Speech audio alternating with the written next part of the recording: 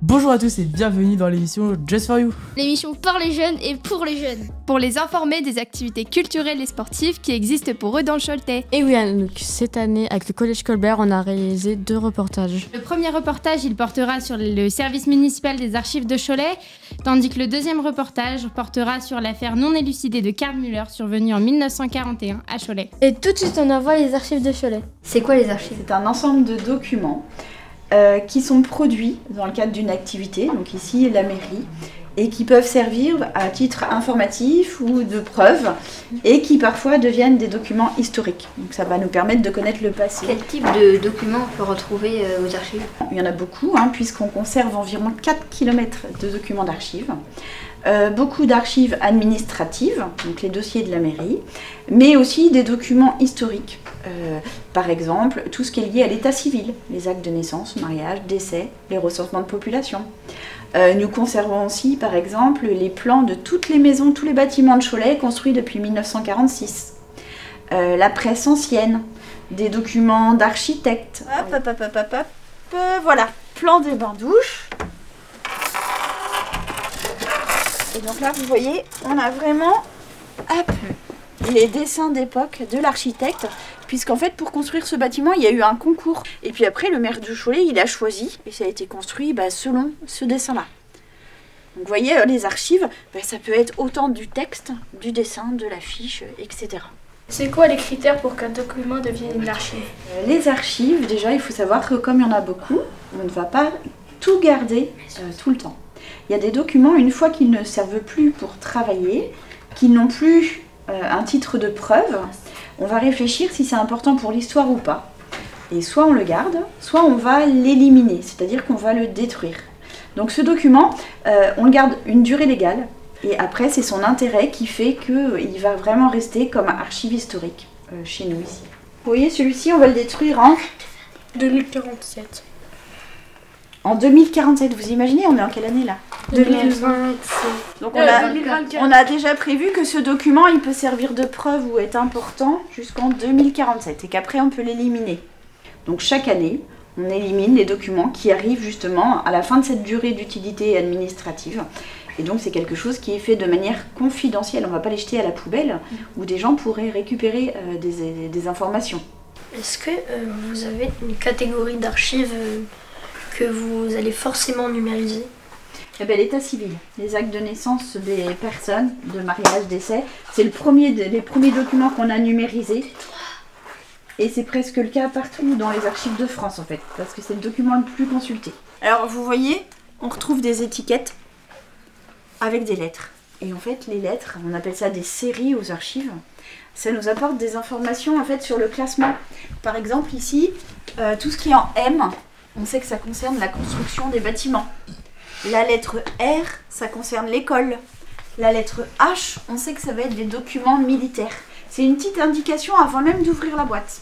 Alors ça existe, mais que pour les archives qui sont plus vieilles que 1982. Tout ce qui est plus récent, c'est la même lettre pour tous les documents, c'est W. Ce Ce qui fait qu'en fait, si j'ai pas mon ordinateur qui me dit ce qu'il peut y avoir dans la boîte, juste quand je regarde l'étiquette, j'ai pas d'information. On peut bouger, voilà. Mais tu sais que sinon...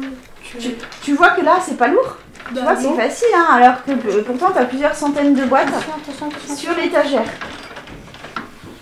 Comment les archives peuvent aider à mieux comprendre le passé? Alors, on a des archives très anciennes. Hein, le plus vieux document ici date du XIVe siècle. Et donc, ils contiennent des informations sur ce qui s'est passé autrefois. Comme ça, vous pouvez retrouver vos ancêtres grâce à l'état civil. Vous pouvez savoir ce qui s'est passé pendant la guerre, etc., etc.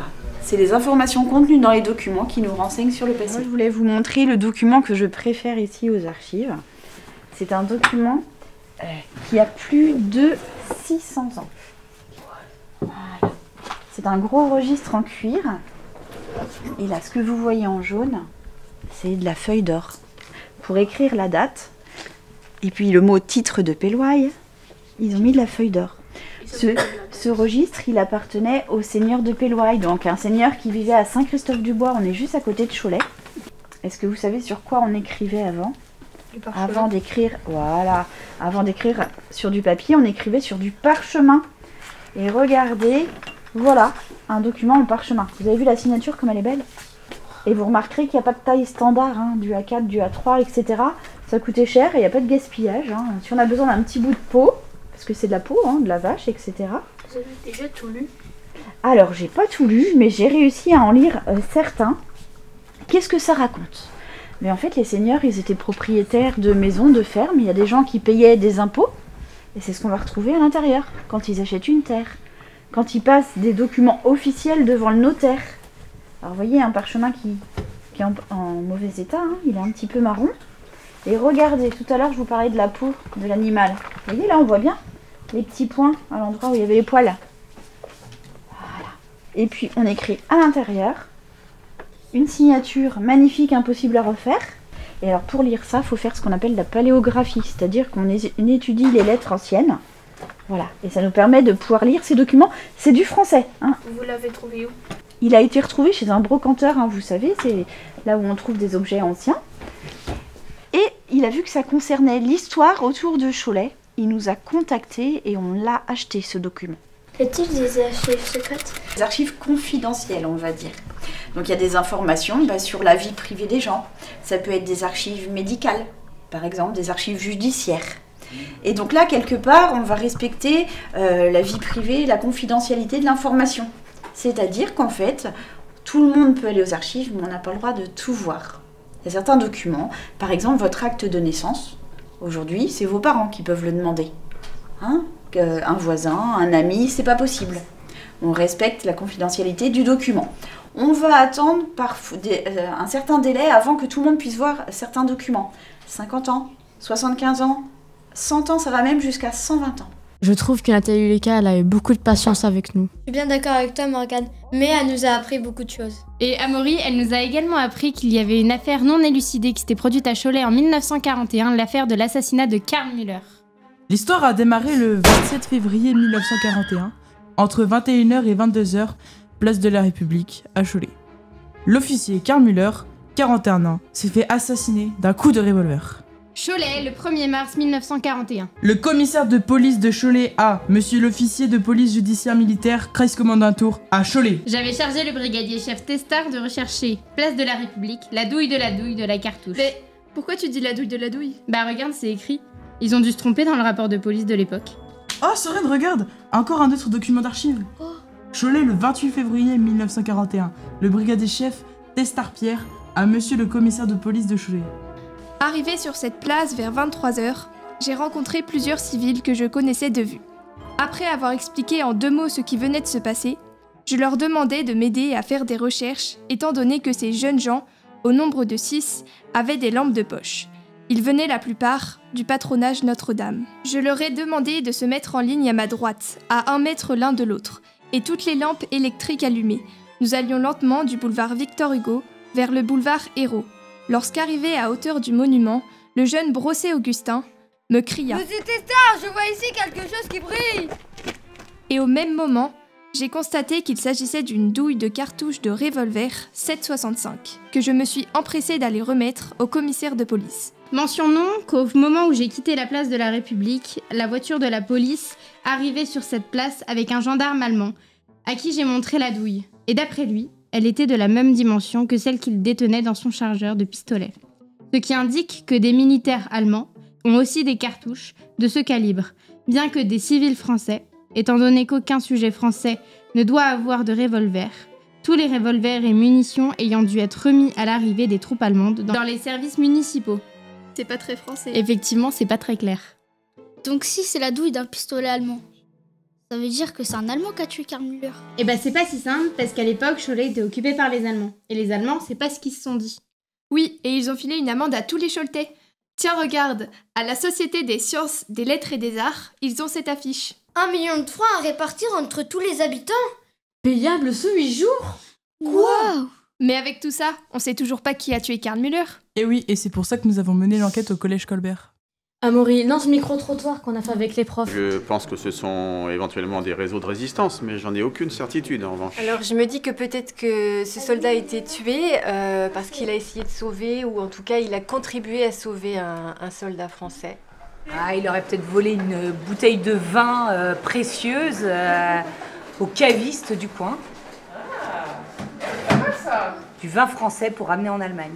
Ah, du vin français, intéressant. Oui, enfin, dans le courrier du commissaire du 1er mars 1941, on nous apprend des choses. Regarde. De l'enquête continuée hier, tant par la police que par la gendarmerie française, il résulte que le 27 février, vers 20h, 13 militaires allemands, tous de l'aviation, étaient attablés au café-restaurant Tamisier, rue Nationale à Cholet.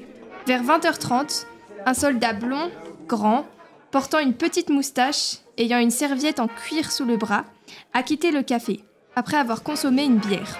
Vers 21h, 2 ou 3 autres soldats ont quitté aussi le café. Et enfin, 10 minutes après, celui qui, quelques instants après, devait être la victime, sortit aussi de cet établissement. Oui, mais alors, qu'est-ce qui s'est passé? Moi, je me demande si ce serait pas une histoire de jalousie. Une histoire de jalousie? Comment ça? Bah, regarde la serveuse, là. C'est la femme du bistrotier.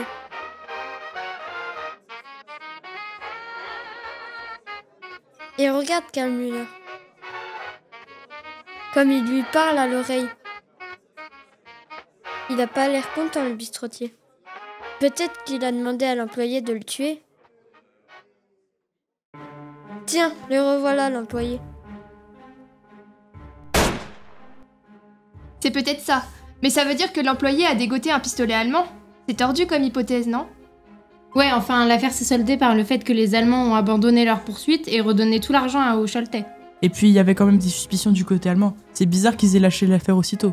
En tout cas, on peut dire que les habitants ont eu beaucoup de chance parce que quelques mois plus tard, en octobre 41, à Nantes, on fusillait 48 otages en représailles de l'assassinat de Karl Hotz.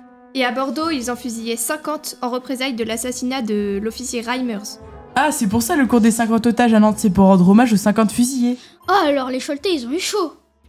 Et voilà, cette émission est terminée. Tu peux nous retrouver sur Sun 87.7 FM. Sur le sonunique.com. Sur la chaîne YouTube de l'association Un Point Commun. À bientôt!